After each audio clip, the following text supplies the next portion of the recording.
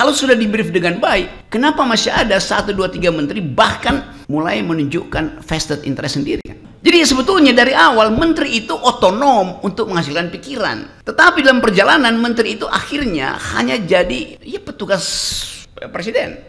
Saya tetap menduga bahwa akan ada keretakan di dalam kabinet. Saya tetap menduga bahwa dengan cara apapun, ide untuk menghasilkan gambaran besar yang dibayangkan oleh Pak Prabowo tidak bisa diserap oleh otak-otak kecil yang ada di dalam kabinet.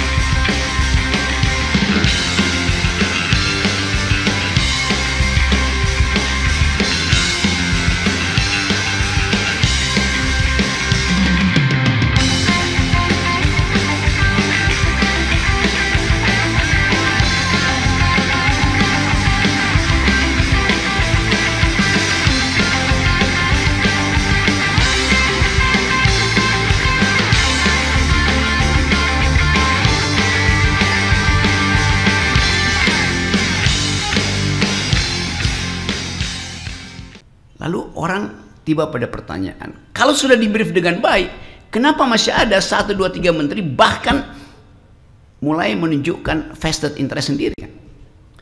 Jadi sekali lagi, poin-poin ini hendak kita dalilkan bahwa kita tahu apa yang terjadi.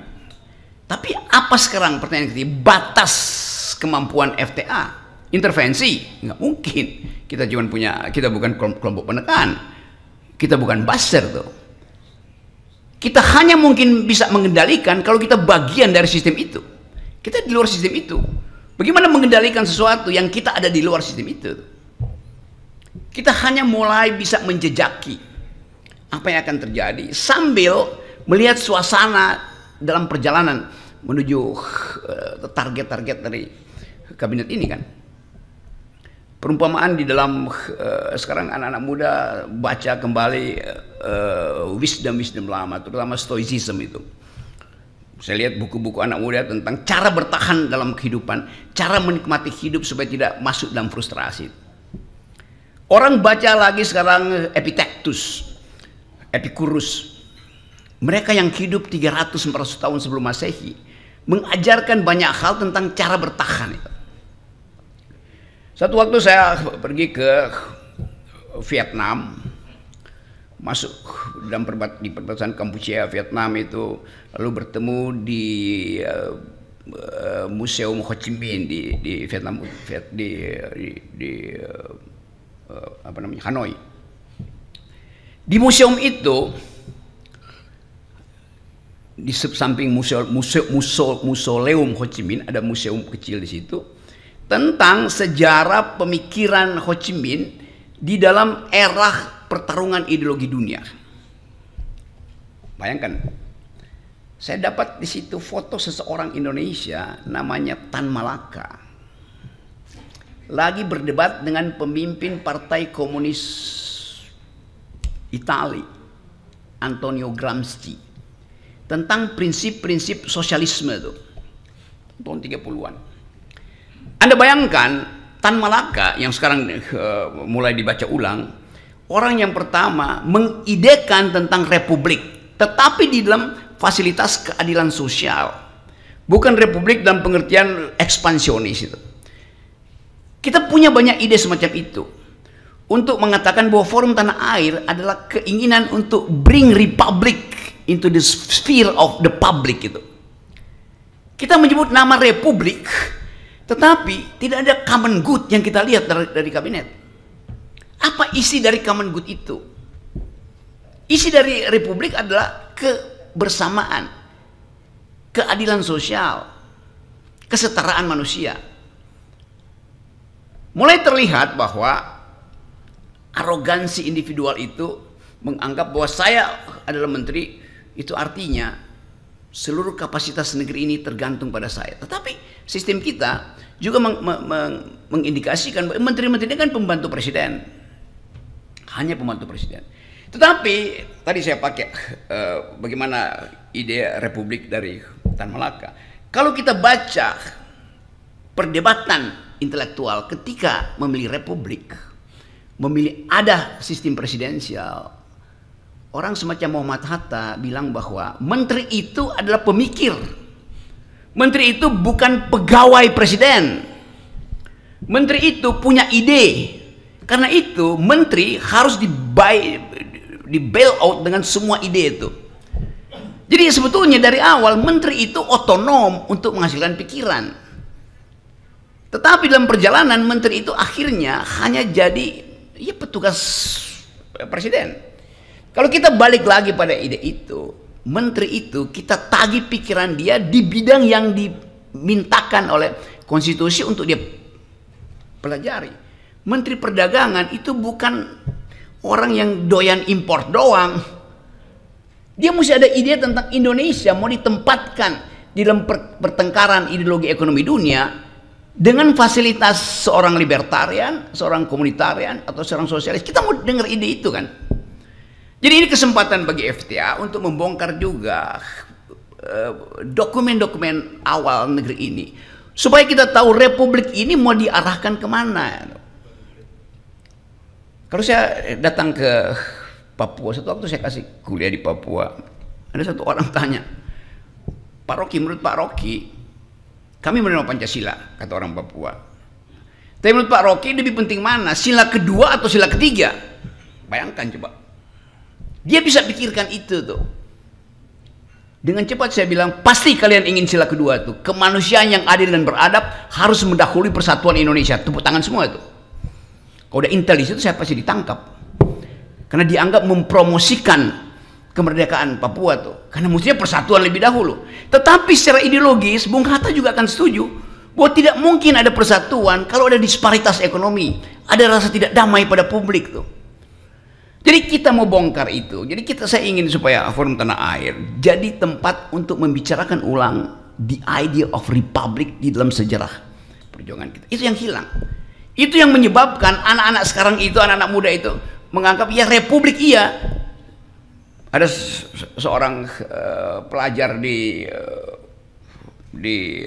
Turki. Satu waktu saya kasih kuliah di Turki. Dia angkat tangan, dia tanya, kita republik, benar, respublika ada, tapi yang diurus adalah kepentingan privat. Jadi bayangkan anak muda ini mulai memikirkan, loh katanya republik. Terus dia bilang, saya nggak mau pulang selama republik itu tidak mengurus respublika. Kenapa kamu nggak mau pulang? Dia bilang, saya baru lulus PhD, dapat beasiswa dari negara. Saya malu kalau saya nggak pulang. Artinya saya nyolong. Tapi saya tanya, kenapa kamu nggak pulang? Kalau saya pulang Pak, dengan pangkat sekarang doktor, saya akan kembali pada bos saya yang setiap hari suruh saya markup anggaran. Is it a kind of republics? Jadi anak-anak muda ini juga mulai cemas melihat bahwa mereka tahu, akhirnya mereka mulai membaca sejarah pembentukan republik. Jadi Forum Tanah Air di dalam keadaan diasporik akan mengupayakan ada jaringan diaspora yang hendak mengembalikan pikiran di dalam pertengkaran politik. Pikiran di dalam pertengkaran politik. Sama seperti ketika negara ini dibangun. Ada pertengkaran politik di konstituante. 3 bulan terus-menerus berpikir tentang ide. Sekarang ada kesempatan buat dunia diancam oleh Perang Dunia Ketiga. Ekonomi mulai mengalami ya ketidakmampuan untuk mengambil sikap misalnya. Bahwa kita mau pro growth di dunia itu atau pro human solidarity. Kita tahu bahwa dunia ini sekarang isunya kan ya biasalah, isu cuma global security adalah isu bersama kita, environmental ethics adalah isu bersama kita, karena kita nggak bicara lagi NKRI harga mati. Ini planet harga mati itu yang jadi isu dunia. Yang ketiga human solidarity. Jadi kalau FTA mulai untuk menuntun negeri ini dengan 3 isu itu, global security, banyak pakar di sini, environmental ethics, berlimpah pikiran tentang krisis lingkungan, dan human solidarity, 3 ide ini akan comply dengan ide-ide dunia. Jadi seterusnya nanti mewakili FTA, saya ingin teman-teman bantu kita untuk secara intensif membicarakan 3 isu ini. Satu, global security, karena kita akan terlibat mau tidak mau di dalam pertandingan global. Environmental ethics, karena tutupan hijau kita itu berkurang. Walaupun gengnya Jokowi bantah tuh, Rocky Gerung itu bohong tuh. Tutupan hijau kita justru bertambah kok, nggak ada deforestasi. Lihat aja dari drone, hijaunya tambah. Saya bilang iya. You zoom in di situ, you tahu itu hijau lapangan golf, hijau sawah yang akan dicetak di Papua, hijau sawit yang semuanya monokultur. Bukan itu yang disebut green di dalam sustainable ideas of green economy, circular economy. Jadi sekali lagi, tadi saya bilang apa? Jadi FTA punya 3 kurikulum. Satu, kita akan pantau global security, termasuk posisi Indonesia di dalam persaingan global security ini. Yang kedua, environmental ethics ini penting sekali dasarnya. Saya masih ada waktu nggak? Saya mau terangkan agak panjang nih supaya sekaligus kita dapat ya. Soal environmental ethics. Satu waktu saya ngopi di mana lagi ya? Di Budapest, Hungaria. Anak muda datang, nawarin kopi. Saya bilang, kita Indonesia punya kopi. Apa kopinya? Gayo. Dia bertanya, anak muda ini, Gayo ada di Aceh. Dia Google, lalu dia tanya, kopi yang Anda unggulkan itu ditanam di bukit nomor berapa? Panik saya. Dia tahu bukit-bukit itu. Karena udah dipetakan bukit 1, 2, 3, 4. Dia bisa tunjukkan, iya ini kopi yang enak, tetapi kira-kira 6 bulan lalu bukit itu masih hutan, kenapa sekarang jadi kebun kopi? Jadi itu yang mau saya terangkan, bahwa tidak mungkin kita lolos dari mungkin mata dari Elon Musk yang pasang Starlink di atas kita. Itu yang saya ingin supaya kita mengerti, bahwa semua hal yang kita bicarakan juga connected dengan ide-ide dunia. Saya ngomong tentang hilirisasi. Anak muda Eropa angkat tangan. Memang ada hilirisasi, energi di hilir itu bagus. Tapi problemnya bukan apa yang ada di hilir, tapi yang ada di hulu. Apa yang ada di hulu? Kotor secara politik, bersih secara hilir, kotor secara politik. Dan itu juga yang diiyakan oleh Hasyim Johari Kusumo kemarin. Bahwa 10 orang Indonesia itu menguasai industri hulu itu tanpa ada persaingan di dalam lelang yang masuk akal. Jadi ada monopoli di hulu itu bagi orang Eropa, itu anak-anak muda Eropa terutama, itu hanya kotor secara politik karena cuma ada 4-5 pemain nikel. Jadi kita mesti lihat cara berpikir baru itu, bahwa orang nggak persoalkan energinya bersih, tetapi diperoleh dengan cara bersih apa tidak. Jadi FTA karena ini adalah diaspora, ada di mana-mana di 5 benua. Juga kita akan kumpulkan narasi-narasi kecil supaya kita mengerti bahwa suatu waktu anak muda Eropa ini dia akan ban kita karena menganggap kalian do not speak environmental ethics. Produk-produk kita akan di ban di sana. Tentu mereka pasti akan minta partai buruh atau partai hijau di situ untuk jangan bantu Indonesia tuh. Kampanye anak-anak muda ini melampaui kemampuan partai politik seluruh dunia. Di kita juga mulai begitu. Kampanye sosial media anak-anak ini itu yang mesti kita perhatikan. Mampu untuk merubah konstelasi politik itu. Viral semua. Jadi suara anak muda ini juga akan jadi perhatian FTA, bahwa mereka lah yang memang berhak untuk menghasilkan masa depan. Dan bagi kita yang ada di sini sekarang, kita ingin ingatkan bahwa yang kita sebut sebagai kabinet hari ini sebetulnya itu hanya semacam ya kompilasi dari bermacam nada tanpa partitur tunggal di situ. Jadi kemampuan itu yang saya kira kita bisa bicarakan hari ini. Tentu kita akan masih bahas hal-hal yang lebih teknis, tapi saya ingin FTA itu mengucapkan the politics of hope. Di belakang kita ada politics of memory. Dan supaya kita tidak terjebak pada seolah-olah kita paham semua hal, padahal sebetulnya hanya karena kita tidak ada di dalam kesempatan untuk ada dalam kekuasaan, bukan tidak berarti kita tidak boleh memantau kekuasaan itu. Tadi saya masih pakai teori Stoicism itu filsafat yang mengajarkan keteguhan hati, bahkan memanfaatkan kesulitan itu untuk membekali diri dalam kesulitan kita yang kita nggak ada di dalam. Kita nggak mungkin kontrol yang ada di dalam, tetapi kita bisa katakan bahwa kita di dalam perjalanan menuju 2029 kita tahu apa yang sedang terjadi. Satu waktu Epictetus itu kasih semacam metafor. Bayangkan ada kereta yang dikendalikan oleh seseorang, di belakangnya terikat anjing yang harus ngikutin kereta itu. Tapi karena tali anjing itu panjang, si anjing itu kadang-kadang bisa melirik ke kiri, bisa melirik ke kanan. Sementara si kusir kereta itu dia cuma lurus pandang ke depan. Anjing ini punya kemampuan untuk menangkap energi kiri kanan, punya kesempatan untuk menyaksikan panorama yang lebih indah daripada si kusir. Tentu kita bukan anjing, tetapi kita ingin manfaatkan perumpamaan itu bahwa di dalam keadaan di mana kabinet dikontrol oleh sang kusir atau sang kasir di baliknya, kita manfaatkan kelegaan kita untuk membaca keadaan.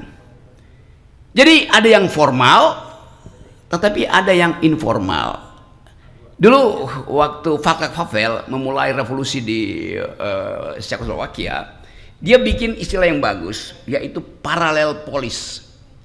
Artinya ada polis, ada politik yang formal, tapi ada politik yang membayang-bayangi politik formal ini. Paralel polis itu kita masyarakat sipil, FTA, jurnalis, Multatuli Project, Bocor Alus Project, Refli Harun talk setiap hari. Itu yang kita sebut sebagai paralel polis itu. Kalau Her sudah dengan sendirinya lakukan paralel polis setiap hari itu.